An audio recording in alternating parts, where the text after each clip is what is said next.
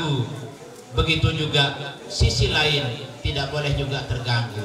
Keduanya ini berjalan, madrasah laki-laki, madrasah perempuan berjalan menjadi satu.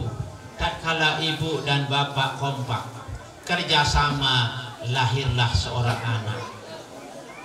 Tatkala madrasah NWDI dan madrasah NBDI berjalan bersama-sama, lahirlah madrasah dan pondok pesantren. Hari ini kita berhultah di pondok pesantren Al-Nurul Mujahidah Nahdlatul Wathon di bawah naungan Yayasan Syekh Zainuddin Nahdlatul Wathon Kalimantan Utara. Kenapa ini terjadi? Cepat sekali perkembangan.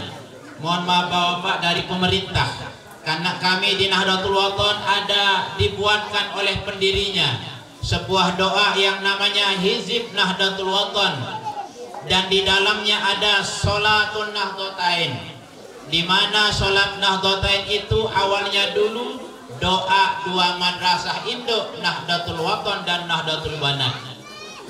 Di mana saja ada pengajian yang jutaan pengajian di Nahdlatul Wathon selalu mengawali dengan Sholatul Nahdlatain dan menutup dengan doa pusaka.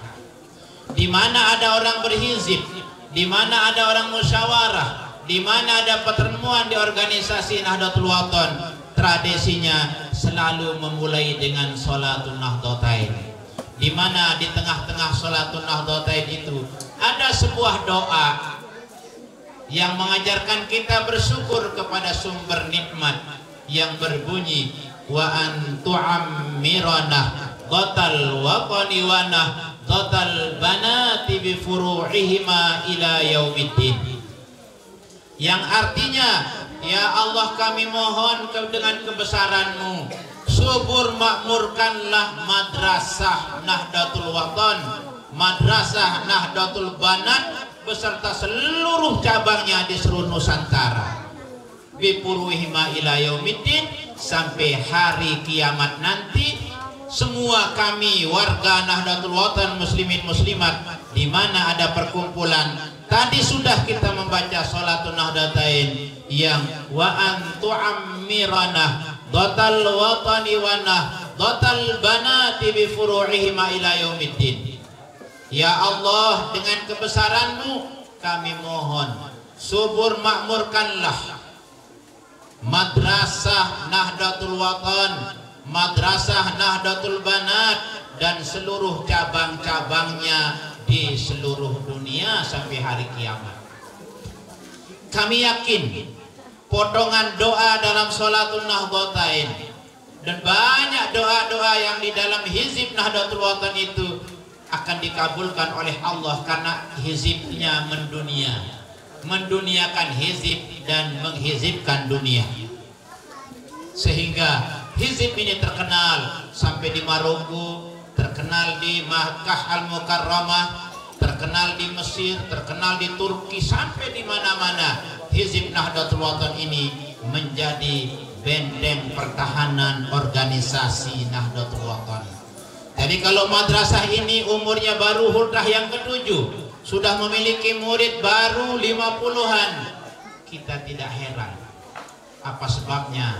Insya Allah, Allah akan menggerakkan hati-hati orang tua santri untuk memasukkan anaknya, karena kita di sini setiap pagi, sore memanjatkan doa untuk terus diramaikan madrasah ini. Salah satu contoh keyakinan saya terhadap Sholatul Nahdlatain yang tadi, kami 3 tahun yang lalu Al-Mukarram Tuan Guru Haji Zaini Abdul Hanan, bukan Abdul Manan, Abdul Hanan LCMPDI, beliau menjadi wakil pengurus besar Nahdlatul Wathon hasil muktamar di IKN kemarin. Beliau datang di madrasah kami meletakkan batu pertama pembangunan 2021. Dalam 7 bulan alhamdulillah kami selesai membangun 10 lokal. Tahun ajaran Juli 2022 kami memulai mencoba menerima murid baru. Kami hanya diberikan oleh Allah hanya rukun iman. Berapa rukun iman? Hanya 6 murid baru saya. Yang 6 ini kami kelola, kami padatkan kegiatannya dengan program pagi, sore, malam, sebelum subuh, setelah subuh, setelah asar, dari bangun tidur sampai tidur. Alhamdulillah tahun kedua target kami bisa menerima 20 orang. Ternyata Allah memakbulkan selawat Nahdlatain. Kami mendapat murid baru tahun 2023 kemarin 43 orang. Tahun kedua. Tahun ini kemarin sebenarnya hari ini kami akan serah terima Mayung Sebun Buklayan tadi.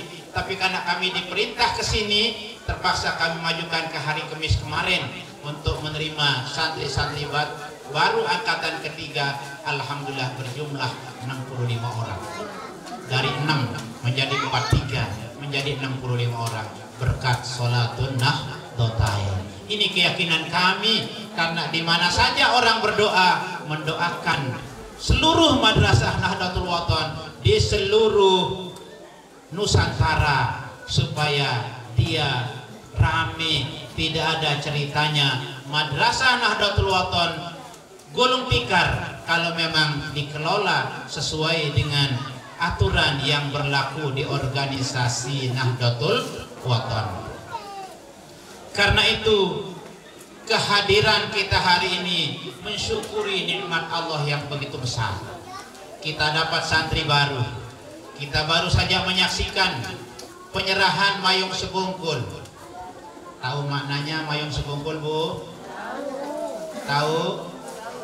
Bapak-bapak tahu tadi ada di akhir menyerahkan Mayung Sebungkul di Nahdlatul Wathon. Salah satu tradisi yang diajarkan oleh Maulana Syekh pendiri organisasi ada di awal tahun, namanya penyerahan Mayung Sebungkul. Kita serahkan anak kita seperti menyerahkan mayung ompol-ompol dari kepala sampai ekor. Apa artinya? Tatkala Bapak Ibu telah menyerahkan anaknya di sini, Bapak Ibu serah anaknya dalam keadaan kosong, besok Bapak akan terima anaknya pulang dengan penuh dengan ilmu. Bapak menyerahkan, Ibu menyerahkan anaknya di sini untuk dididik sepenuhnya. Berikan kesempatan Bapak Ibu gurunya mendidik anak-anak Bapak. Jangan Bapak Ibu banyak intervensi kepada anaknya. Jangan gara-gara sayur Bapak Ibu ikut intervensi pondok pesantren. Gara-gara anak main-main dengan temannya, Bapak Ibu intervensi, lanjutkan ke Polda, lanjutkan ke Polres, lanjut ke Babinsa, Kantipmas dan seterusnya. Menyerahkan Mayung Sebungkul artinya apapun yang dilaksanakan di madrasah ini, kewajiban yayasan, dewan guru, kepala madrasah menyelesaikan secara kekeluargaan. Jangan dibawa kepada pihak berwajib. Karena tak kala kita serahkan anak kita di satu lembaga, berarti kita berharap anak kita mendapatkan ilmu banyak, luas dan berkah. Tetapi kalau Bapak Ibu ikut campur, maka para asatis tidak dilepas. Itu namanya kepala dilepas, ekor dipegang. Lepaslah anak dan Bapak Ibu, tatkala dia di madrasah, Bapak Ibu gurunya menjadi orang tuanya. Tatkala dia pulang, Bapak Ibu menjadi orang tuanya.